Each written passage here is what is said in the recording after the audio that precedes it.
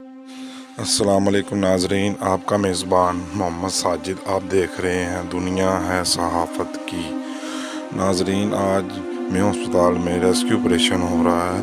आग लगने की वजह से रेस्क्यू ऑपरेशन